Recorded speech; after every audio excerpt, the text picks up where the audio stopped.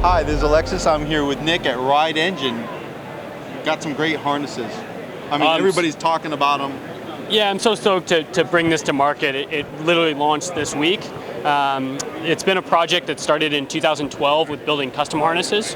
And about a year ago, we started working on coming up with a way to bring a custom mold in the harness technology that's in the armor harnesses that started the custom program with Coleman, to take that design and bring it into production.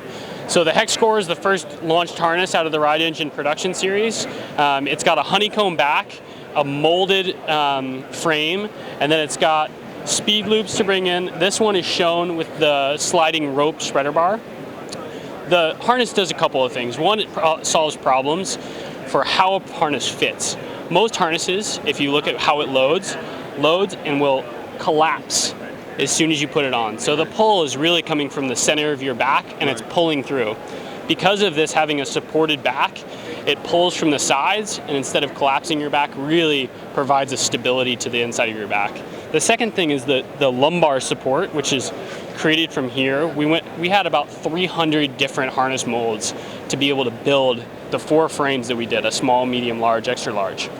We used those 300 frames to come up with the most comfortable back for the most amount of people. So this back is mellow enough but has enough curvature that it's going to fit into your back and it's going to secure it.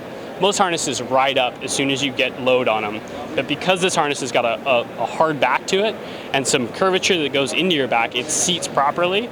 And you'll also notice that compared to a harness that is in the market, the profile is much lower. So a small harness is much smaller than another small harness on the market. The second thing it solved is how to get in and out of a harness. A lot of times you're using a harness that's clicking in or using loops to be able to get in. This harness is used a very simple system to get in and out. You pull that. All you're doing to buckle in is pull this, put this over the top, and tighten down. So it's a very simple system, but it also provides you the ability to not have it ride up.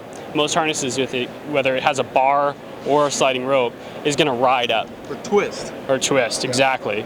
But this harness stays in place. It's not riding side to side like most harnesses will. It'll stay in its spot and it won't ride up.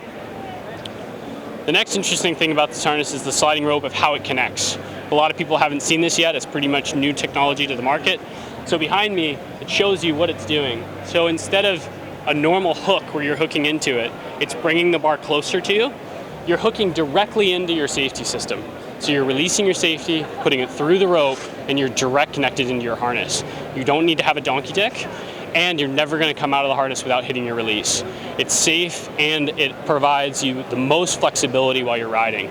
So for surf style or anybody that rides 100% hooked in, this provides you more flexibility in your riding and a really safe solution. This year we're coming out with 3 different lines of harnesses. The Hexcore, which has got a honeycomb construction, comes in 4 different colors. It comes in a green, orange, gray, and this blue. The next series is the Team Series. The Team Series has got a different construction than the Hexcore. It's got a carbon and glass construction, and it comes in 3 different graphic models. This is the Odyssey, the Patrick Rebstock Pro, and the Spinal Tap. The next line of harnesses is our Elite harnesses. You'll instantly notice that this has got a full carbon frame to it. These are going to be stiffer and lighter than the other 2 series. This is the carbon black Katana.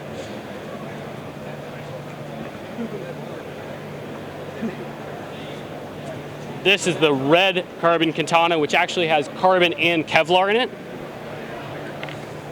And then the third Elite is the bamboo and carbon. So this is not a graphic, it's actually full bamboo layered over carbon. Cool. Now what are some of the technical features on this harness? Well, as you go up from our line, from our Hexcore through our Team Series into Elites, you're going to get a stiffer and lighter harness as you go up. So the Hexcore is going to have the most flex to it and be the heaviest of the 3 series. The Team Series is going to be slightly lighter with the glass and carbon construction, and then the Elite Series is going to be the stiffest model with the lightest weight. In addition to harnesses this year, you guys have also done wetsuits. So let's talk about these wetsuits. Yeah, we're excited to release this. We're going to release this winter. We've got a full line of men's and women's wetsuits. This behind us is the APOC 3.2. APOCs are our front zips. One thing you might notice is that the zipper actually goes the opposite way. So instead of starting here and ending here, because a lot of our sports are high impact, kiting, wakeboarding, even surfing for us in bigger waves, a lot of people have complained to us about this blowing out on their wetsuits. So instead of ending here, we're actually starting here and going up to have a really durable seam here. The wetsuits are made out of geoprene, which is a limestone-based material.